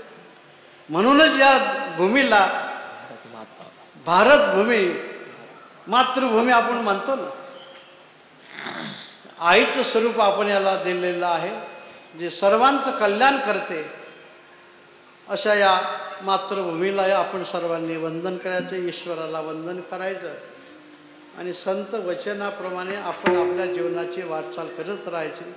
ज्या संतांना हा प्रसाद दिला त्यांचं मोठ्या प्रमाणे चिंतन करू. कीर्तनाची सेवा आटोपलेली आहे. त्यानंतर माऊलींचं भजन होईल आणि बाबांचं भजन होईल. आणि बाबांचं भजन झाल्यानंतर आपल्या कार्यक्रमामध्ये ज्या ज्या भक्तांनी एकटं येऊन किंवा आपल्या संघटनेने येऊन, समुदायाने येऊन जी जी सेवा केली ते त्यांचे सर्व नाव आमचे विद्यार्थी बंधू सांगते. पण ओझरत आम्ही सांगतो, रक्षण करणारे, त्याच्यानंतर झाडून घेणारे, अन्नदान करणारे, तयार करणारे, गायक वादक टाळकरी पारायण करणारे, हे सगळ्यांचं आम्ही अभिनंदन करतो. आणि 8 दिवस तुम्ही बघा, इतकी तुम्ही आवडीनं आले, थंडी तेवढ्याच आवडीनं आली. 8 दिवस मुक्कामच होता इथं, खूप थंडी, दिवसभर गारठा वाजायचं. काही तर म्हणत दिसे ना, आता म्हणलं आता उगाच आपण आलो, हे काय मराठी पाडी आहे, आता गार पाण्याने आंघोळ करायचं काय. मग असे बोलून गेलो मी, लहान लहान मुलं पाहिले ना असं वाटत होतं एखादं गेलं याच्यातलं तर बघू देवस्थानावरच यायला बस. पण काय नाही, माणसं जेवढं पांघरून घ्यावं तेवढं जास्त थंडी वाजते. आणि एकदा पाण्यात बुडी मारली वर आलं की मग काय थंडी कुठं जाते काही कळतच नाही. खूप खूप आपण कष्ट सहन केले, त्रास सहन केला. आणि बाबांच्या विषयी, भगवान दत्तात्रयाविषयी आणि आपल्या परमार्थाविषयी अंतःकरणातली असलेली श्रद्धा ही आपण वृद्धिंगत करून दाखवली. म्हणून पुनश्च आपलं अभिनंदन. भजनानंतर मग थोडी सूचना आपल्याला मिळेल. आणि एक बोलता बोलता राहून गेलं, सगळ्यांनी जी सेवा केली, अन्नदान करा. आजचं जे अन्नदान आहे रोजचं सकाळ संध्याकाळ बघता येतच, पत्रिकेवर त्यांची सर्वांची नावं दिलेली आहेत. तर आज सर्व भक्तांना ज्यांचं अन्नदान आहे त्यांचे आम्ही अभिनंदन करतो. सर्वांचंच अभिनंदन करून शब्दास विराम. ज्ञानेश्वर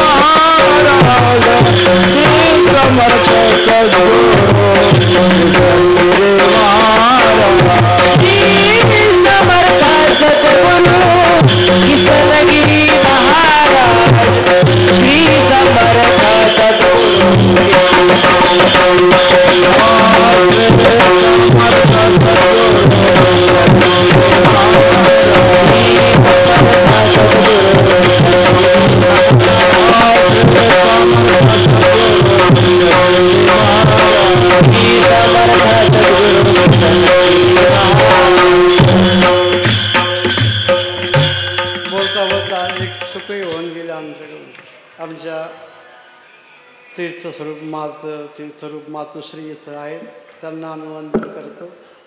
स्वामीजींचे माता पिता या ठिकाणी आहेत, त्यांनी आम्ही वंदन करतो. आणि सर्व वृद्ध माता पित्यांना वंदन. बोला. विठ्ठल जय विठ्ठल गेला वेळेले तुरी होतो तिघाची देव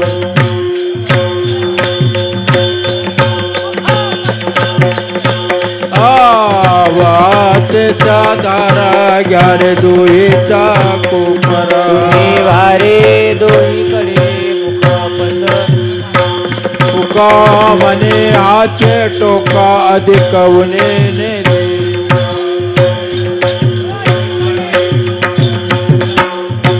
कंठे धरला कृष्ण म्हणे अवघाजने काला वाटू एकमेका वैष्णवनिका संभ्रम वाकोलया ब्रह्मादिका उत्तम लोकाला काला वाटू एकमेका वैष्णवनिका संभ्रम तुका म्हणे भूमंडळी आम्ही बळे विरगारी काला वाटू एकमेका वैष्णवनिका संभ्रम बोललेले कुरे वेळे वाकुडे उत्तरे करा क्षमा अपराध महाराज नाही विचारिला जे कारमिया करा क्षमा अपराध महाराज तुका म्हणे ज्ञानेश्वरा करा क्षमा अपराध ज्ञानदेव तुकाराम ज्ञानदेव तुकाराम झाले समाधान तुमचे देखील चरण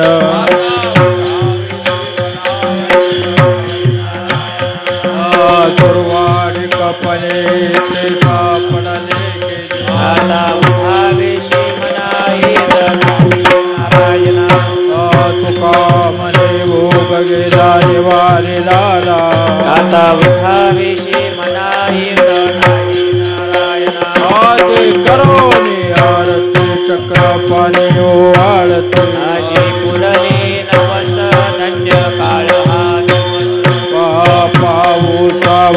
पुण्यवंत तुम्ही बाळा आजी पुरली नवस धन्य काळ हा दिवस तुकावाई काळी उभा सन्निध जवळ आजी पुरली नवस धन्य काळ हा दिवस प्रेम सप्रेम आरती गोविंदाची धन्य धन्य ते लोचन नित्य करते अवलोकन बाळा पहुडा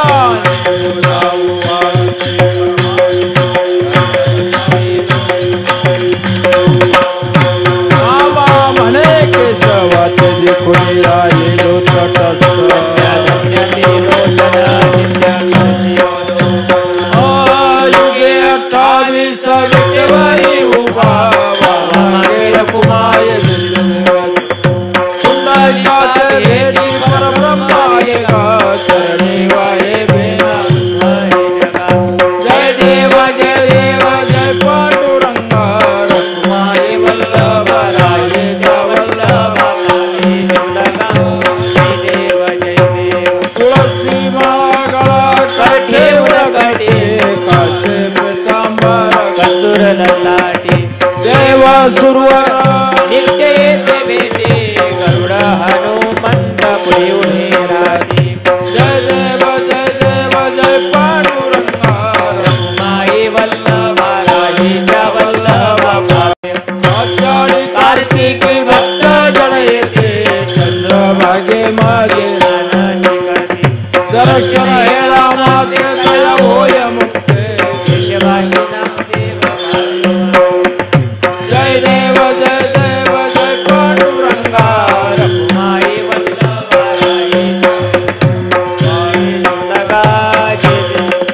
त्रिगुणात्र त्रयमूर्ती दत्त जाणा नित्य शब्द नाही अनुमाना योगी समाधी नहीं ध्याना जय देव जय श्री गोदत्ता आरती उभारी हरदी भव चिंता जय देव दत्तारी तो एक दत्त आभाग्य कैसे ही मात पराय परतल तत कैसा येतो जन्म मरणाचा विलासयम जय देव जय श्री गुरुदत्ता आरती उभारी हरदी भव चिंता जय देव दत्ताय मुनिया उभा ठाकल दर्शन हो बोनिया जन्म मरणाचा जय देव जय श्री गुरुदत्ता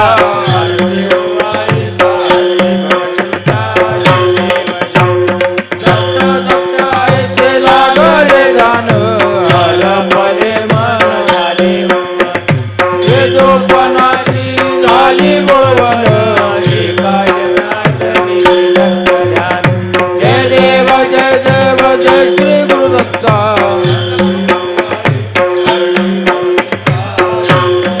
आरती नन राजा